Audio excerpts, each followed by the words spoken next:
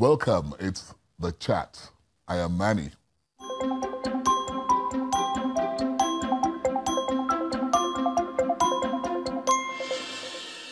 Hope your Christmas was merry. And I wish you a glorious new year full of hope. My guests have been on this program in the past.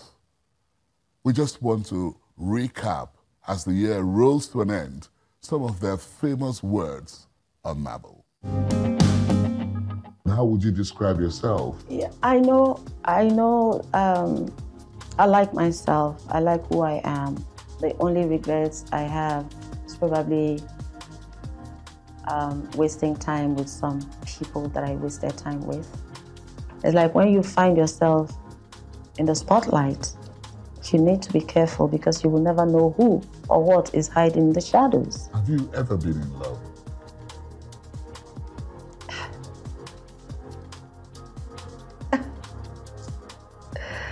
Why are you doing this to me? Well, but I mean, I'm asking you. No. Why are you doing this to me? Have I ever been in? Yes. Yeah, that is none of your business.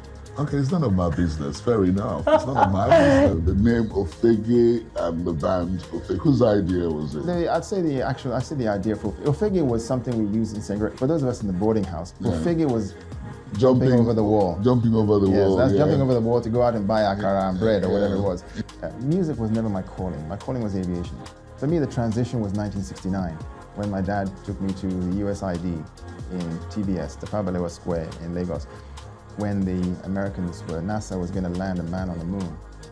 So we went there that evening to watch it. And when I saw it, I said, I'm going to become an astronaut. So when you returned after studying aviation, your first job was in aero contractors? Actually, my first job was Nigeria Airways. Okay, but you retired as a managing director. To rise up to that level, really, what sort of challenges did you face in the industry before you got to that stage? The big challenge we have in Nigeria in business is that businesses are run by families rather than independent boards. Give us a parting song, maybe a song from one of your albums. There are all sorts of songs. I mean, okay, which one would people know? I don't know. When Wizzy Labo smiles, you know that something's wrong. When he walks out and dances around, you better find your way. So. Thank you very much. How does that make you feel now that we are, in the 21st century, still talking music? Well, I mean, music for me has been a natural thing. You were such a great drummer. Thank you. You were very reputed for being one of the best drummers in those days. Around 1981, 1982, we returned to Nigeria. But at that time, we had decided that we were going to form what we called Blow Productions. You remember Chris Okoti, I Need Someone?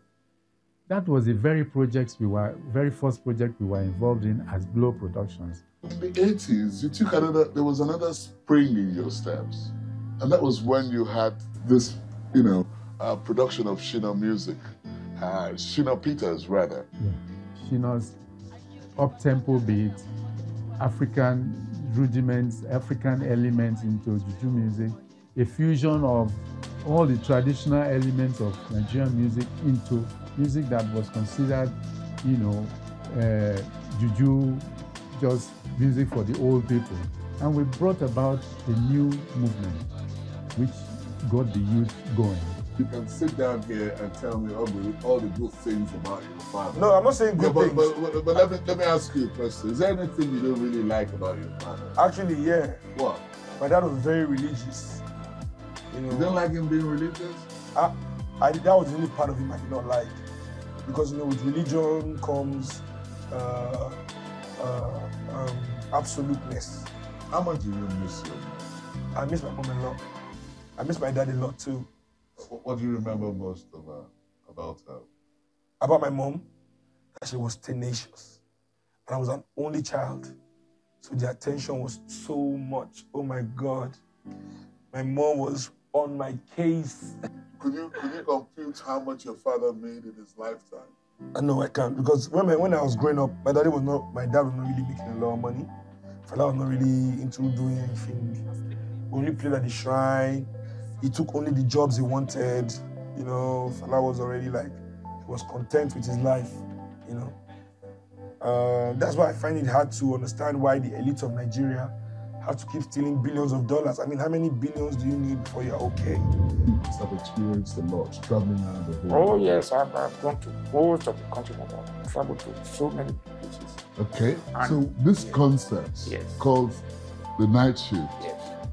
I would like you to recall the day it came to you. I think I cannot recall exactly the day, but I know that I've always thought of owning an exclusive club. Do you recall anybody that has not been to the night shift? And they were founding members of the club. Yeah. When I opened it in 2003, exactly 10 years after my house got burnt, this place was burnt, was razed to the ground. Yes, I really got it.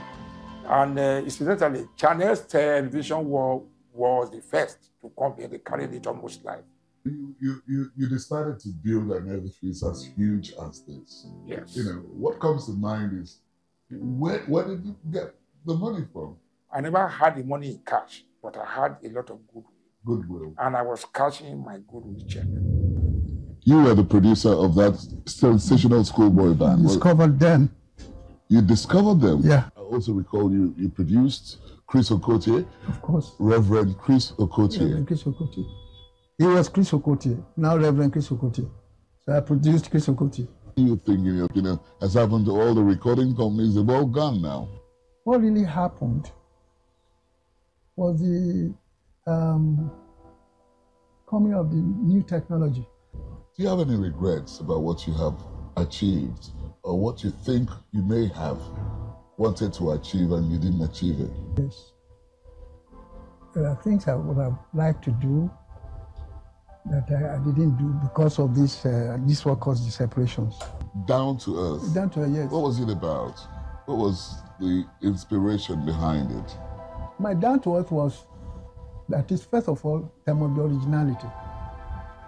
And there must be elements that shows where you come from. An African, then a Nigerian.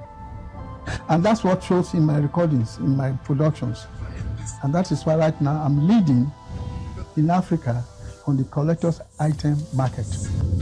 Now, for someone like you, you left your country at the age of 25. How were you able to pick up, get yourself a job, and then settle? When I came into Nigeria through my work in Dakar in the Festival of Black and African Arts. Anybody would have wondered, how would you come into a country without a work permit? And you have since been here, working through the years, Lindsay. Yeah. Well, in those days, because I was a Commonwealth citizen, you didn't need a work permit to come into the country. It's been very rough, as it has been for 99% of Nigeria. You're Nigerian. Which actually. What's your state of origin? So if I were to say, as a Nigerian, where are you from? I'm very attached to the people of the Niger Delta.